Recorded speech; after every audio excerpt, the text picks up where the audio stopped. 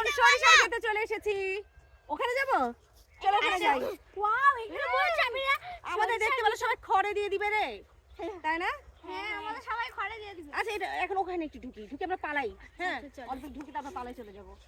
এই বাবা পালাই আমাদের না তো, তাই না?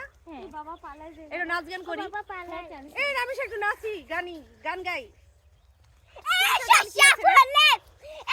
সরিষার খেতে কে দিল? কুকি।